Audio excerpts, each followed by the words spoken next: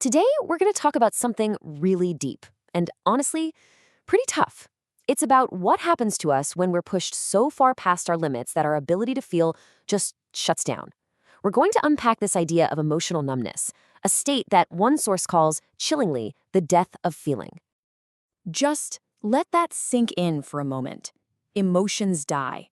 It's not that they fade away or that you get used to things. No, this suggests something much more final. The idea here is that under unimaginable stress, our capacity to feel can be totally extinguished. It's a terrifying thought, and the text gives us some really vivid, unsettling examples of what that actually looks like. So, what does this death of feeling look like in the real world? Well, the source paints this incredibly stark picture for us, and it's pretty harrowing. Okay, so picture this scene. Someone just collapses right there in the mud. Your normal human reaction would be shock, right? Or pity. You'd probably want to rush over and help. But here, there's just nothing. Just a blank stare.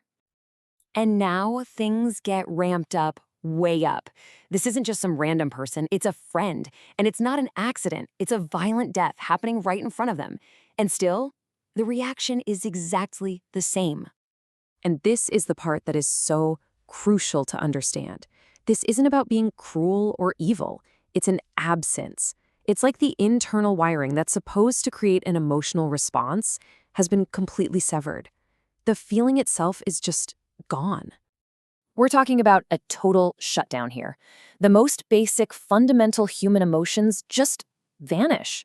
There are no tears left for sorrow. Even that primal instinct of fear, it just evaporates. It's a state of complete apathy. And in a state like that, something we usually think of as our greatest strength becomes the biggest threat of all. This brings us to what is, for me, the most mind-bending part of this whole thing. You know, we always think of hope as this powerful, unbeatable force. But in the state of emotional death, that idea gets flipped completely on its head. This is such a profound psychological insight.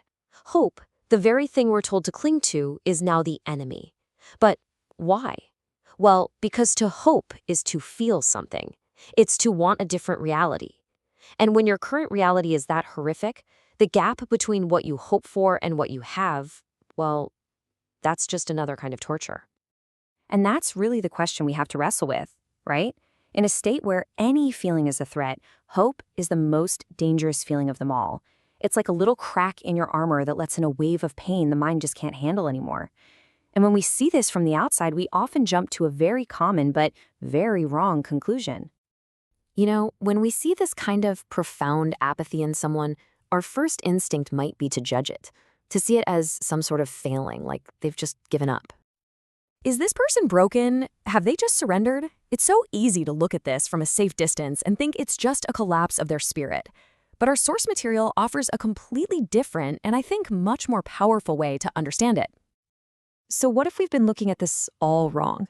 The source material asks us to completely reframe this condition, to see it not as a failure, but as something else entirely, something necessary. Let's be absolutely clear about this. What we're witnessing here is not a person failing, not at all. And there it is. That's the core idea.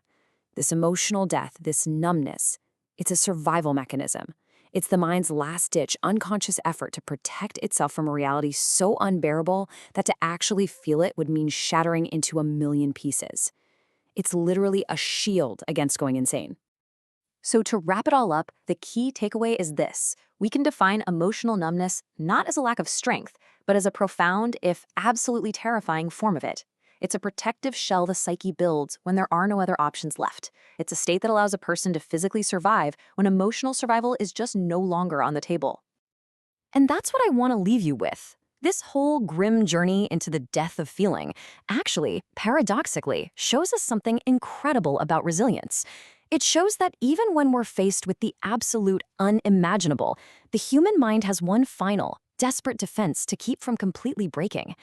It's a sobering thought for sure, but it's also a testament to the mind's powerful, hidden instinct to simply endure.